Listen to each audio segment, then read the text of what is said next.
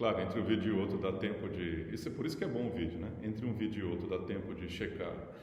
No Google, o ator é o Jim Carrey, né? É um filme acho que de uns 20 anos atrás, o Jim Carrey, chama-se O Show de Truman. Tudo que acontece na vida dele é uma encenação feita no estúdio, né? Enfim. Então, essa é a conclusão do famoso argumento do sonho de Descartes, né? Só que Descartes raciocina da seguinte maneira, como a gente viu das vezes passadas, né, eu falei assim, indiquei que as ciências de maneira geral, elas se dividem entre as chamadas ciências empíricas e as ciências que não são empíricas, que lidam com verdades necessárias, né? E tipicamente a matemática está nesse segundo grupo, as ciências que lidam com as verdades necessárias. Descartes raciocina da seguinte maneira, mesmo se eu estiver o tempo todo sonhando ou alucinando, os elementos do meu sonho, eles são uma combinação de ideias simples, que no fundo essas ideias simples saem da matemática, né? Por exemplo, a ideia de extensão no espaço, né? Pode ser que eu esteja alucinando sobre um quadro aqui atrás, mas essa minha alucinação é uma combinação de uma ideia de extensão numa certa direção, que é nessa daqui, a direção horizontal, com uma outra ideia de extensão numa outra direção. Então eu estou combinando noção de extensão com noção de orientação espacial. Eu estou combinando, estou alucinando que tem dois quadros aqui, mas eu estou combinando a noção de extensão com a noção de número, tá? No meu delírio, eu estou combinando essas noções que são noções básicas, em última instância, da geometria, da aritmética. Então, em última instância, eu estou combinando elementos que talvez dos quais eu pudesse estar seguro, né? Eu não sei se tem dois quadros aqui, pode ser uma alucinação, não sei se tem uma parede azul aqui, mas eu sei que tem a noção de extensão, pode ser extensão vertical, pode ser extensão horizontal, eu sei que existe a noção de dois. Então, embora eu possa estar sonhando a minha vida toda, e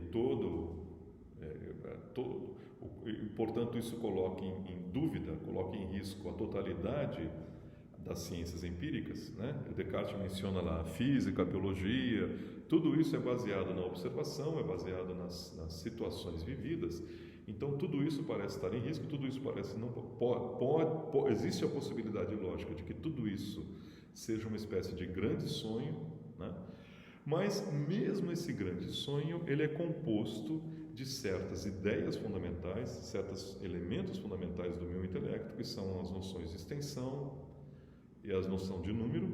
Extensão, quem é que estuda a noção de extensão e as leis da extensão espacial? É a ciência chamada geometria, que é um departamento da matemática. E elementos numéricos, a ideia de número, né? A ideia de quantidade. Tem dois quadros aqui, eu poderia estar sonhando com três quadros, eu estou combinando a noção de quantidade maior. Eu poderia estar sonhando que tem 0 quadros aqui, então estou combinando com uma outra noção de quantidade. A noção de quantidade, mesmo que eu esteja sonhando, mesmo que eu esteja delirando, ainda assim a noção de quantidade e as noções espaciais, elas têm que estar em funcionamento. Então, as ciências que estudam a noção de quantidade, que é a aritmética. A aritmética é a ciência básica da matemática que estuda os números inteiros. 0, 1, 2, noção de soma, noção de multiplicação e etc.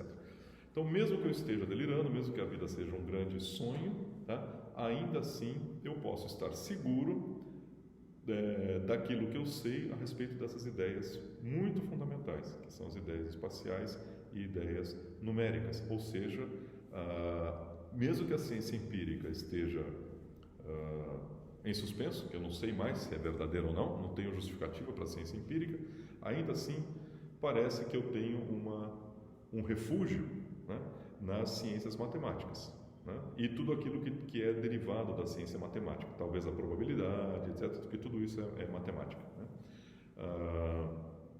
Será que é assim? Quer dizer, então eu não tenho certeza que eu esteja numa sala na frente do computador, com uma parede azul atrás, com dois quadros atrás, com uma camisa da Unicamp, falando sobre Descartes. Isso eu não posso ter certeza, isso não é conhecimento, não tenho conhecimento disso, né? Eu tenho uma crença disso, mas essa crença não é conhecimento.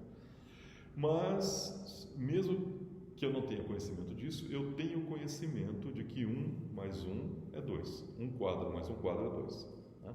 Eu tenho conhecimento de que uma reta nessa direção e outra reta naquela direção formam um ângulo reto, forma um ângulo reto aqui, forma um ângulo reto ali, forma um ângulo reto aqui, forma um ângulo reto aqui, e se eu somar esses 4 ângulos retos, né, eu vou ter 360 graus, não é isso?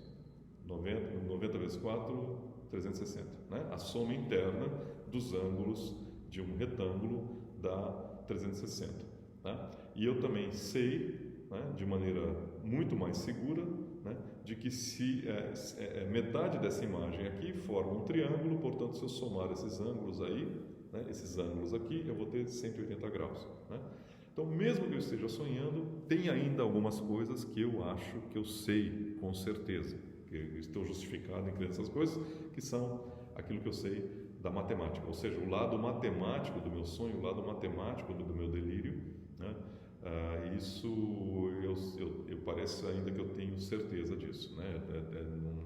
Eu tenho uma justificativa ainda, parece que eu tenho uma justificativa ainda para isso, né?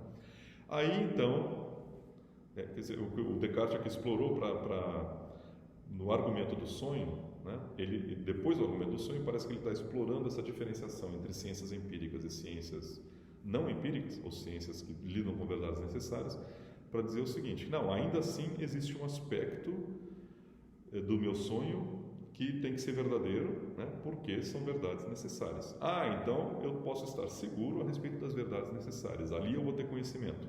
Né? Então ele está explorando essa distinção entre ciências empíricas e ciências não empíricas, ou ciências necessárias, para lidar com a possibilidade de que as ciências necessárias, ou que as verdades necessárias, escapam do argumento do sonho. Portanto, aqui ainda tem alguma coisa da qual eu posso estar seguro de maneira absoluta, que eu tenho justificativa para isso. Né?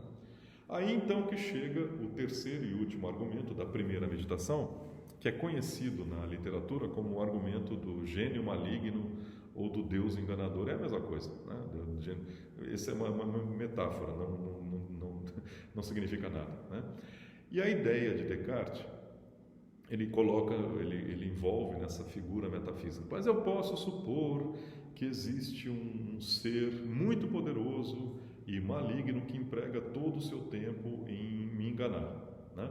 Me enganar no seguinte sentido: mesmo quando eu estou pensando sobre as verdades matemáticas, por exemplo, eu tenho uma firme convicção que 1 mais 1 é igual a 2.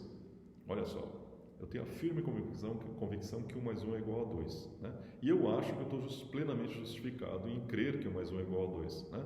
Mas existe a possibilidade lógica, né, de que exista um ser que é maligno, que emprega todo o seu tempo em me enganar, e que toda vez que eu faço a conta 1 mais 1, eu chego à conclusão que é 2, e me dá essa certeza.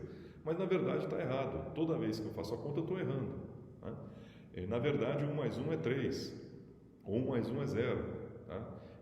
Só que toda vez que eu faço a conta, eu estou achando que eu tenho a certeza absoluta daquilo que eu estou fazendo, eu estou chegando à conclusão que é 1. Da mesma maneira, toda vez que eu somo os ângulos internos de um retângulo, né, eu me esforço para fazer a coisa de maneira absolutamente precisa, etc, e eu chego à conclusão que é 360 graus, mas na verdade a soma dos ângulos internos do triângulo é 530 graus. Né? É que eu erro sistematicamente.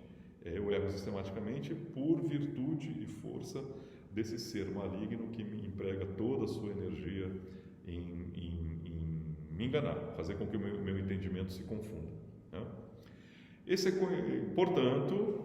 Portanto, mesmo para essas verdades da matemática, né, eu não tenho uma justificativa última, porque não é porque existe esse gênio maligno, ninguém é louco, nem Descartes é louco, não é porque exista o gênio maligno, mas é porque eu não tenho um argumento último e definitivo para excluir a possibilidade de que exista um tal gênio maligno, né? Ou seja, eu não tenho um argumento último para excluir a possibilidade metafísica da existência de um ser poderoso que emprega todo o seu tempo em me enganar, né? Então veja assim, a justificativa a justificativa, a noção de justificativa com a qual Descartes está operando é aquela na qual não existe nenhuma possibilidade metafísica de levantar dúvidas a respeito daquela crença. É muito forte, é o mais forte possível. Então eu estou justificado, eu apenas estou justificado numa crença, né, verdadeira, se não existir nenhuma possibilidade metafísica de levantar dúvidas a respeito daquela crença. No caso da matemática, 2 mais 2 é igual a 2, 2 mais 2 é igual a 4, a minha crença, existe a possibilidade metafísica de levantar dúvidas sobre essa crença. Qual é essa possibilidade metafísica? Porque poderia existir um ser que emprega todo o seu tempo, toda a sua energia, todo o seu poder em me enganar, e ele consegue me enganar. Precisa dessa figura do gênio maligno, né? As pessoas ficam, o gênio maligno de Descartes, torturado, etc., ou uma mente torturada por essa... O gênio maligno é uma mera metáfora, tá? Não precisa do gênio maligno. O mesmo efeito poderia ser o seguinte: tira o gênio maligno da figura. Existe a possibilidade lógica, quer dizer, não é logicamente impossível, que o meu pensamento, ao realizar operações matemáticas, esteja enganado o tempo todo, né? Que eu esteja errando o tempo todo. O tempo todo eu estou errando, mesmo quando eu estou fazendo matemática.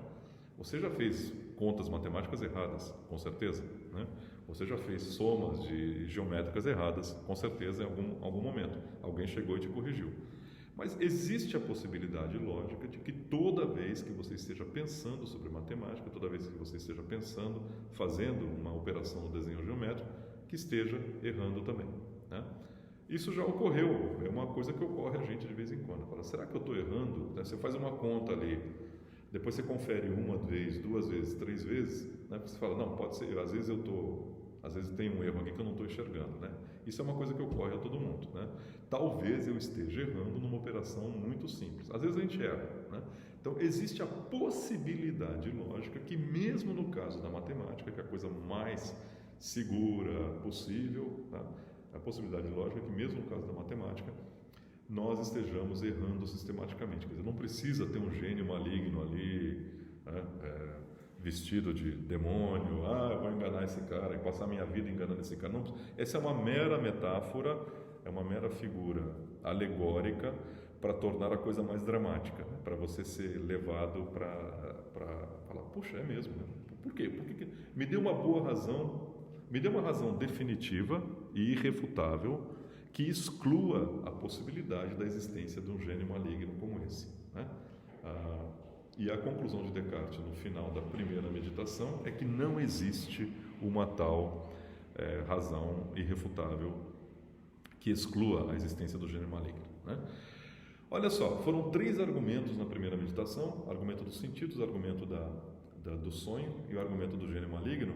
Só que Descartes podia ter dado um único argumento. Qual seria? Podia ter ido direto para o argumento do gênio maligno, porque ele é o mais forte de todos. Se a matemática vem abaixo todo o restante, tá? Porque são as crenças mais fundamentais, mais básicas, mais seguras que tem. Então, ele poderia ter ido direto para o argumento do Deus enganador, né? Aliás, nem precisava ser a figura do gênio maligno, do Deus enganador, poderia ter ido direto à falha sistemática do meu pensamento quando eu estou raciocinando matematicamente, né? Eu sou um ser falível, então pode ser que eu esteja falhando sempre, mesmo no campo em que os raciocínios são mais precisos, são mais rigorosos, né? Então, conclusão de Descartes no final da primeira meditação, né? Ele abre a segunda meditação dizendo: aquela reflexão de ontem me deixou tão desesperado, né? A conclusão que eu cheguei é que nenhuma das minhas crenças, então, está justificada. Nenhuma das minhas crenças eu posso confiar no sentido absoluto, né? Em nenhuma das minhas crenças eu posso dizer que aqui tem conhecimento de fato, porque em nenhuma delas existe uma justificativa com o grau de rigor, né, absoluto que Descartes está exigindo, né? Então, estar justificado significa que não existe nenhuma possibilidade lógica de levantar dúvidas sobre aquela crença, né? E parece que não resiste nada. Tudo aquilo que eu creio, né, essa é a conclusão dele na primeira meditação, para tudo aquilo que eu creio existe a possibilidade lógica de levantar algum tipo de dúvida, né? Ok. Na próxima começamos a salvação, que é a da segunda meditação.